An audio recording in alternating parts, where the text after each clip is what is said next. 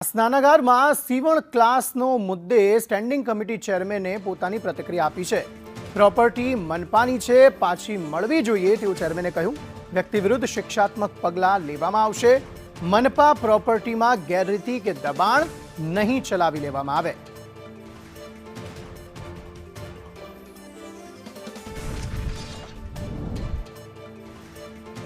તો ward number 13 નો આ બનાવ છે કે જ્યાં સ્નાનાગારમાં સીવણ ક્લાસ ચલાવવામાં આવી રહ્યા હતા, ત્યારે આ પ્રોપર્ટી મનપાની છે અને તે પાછી મળવી જોઈએ। આ ઉપરાંત જે તે વ્યક્તિ વિરુદ્ધ શિક્ષાત્મક પગલાં લેવામાં આવશે।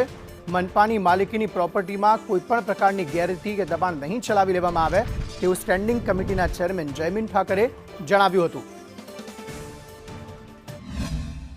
મારા ધ્યાનમાં આજે વિષય આવ્યો છે, પ્રમાણિકતાપૂર્વક કહું કે એ વિષયમાં આજે ઊંડો ઉતરો નથી, પણ જો રાજકોટ મહાનગરપાલિકાની પ્રોપર્ટી હશે તો એ વ્યક્તિ ઉપર શિક્ષાત્મક પગલાં લેવાની મારા દ્વારા સૂચના પણ આપવામાં આવશે અને જે ઉદ્દેશથી જે પ્રોપર્ટી હતી એ ઉદ્દેશ પાછો અમે ચરિતાર્થ કરશું।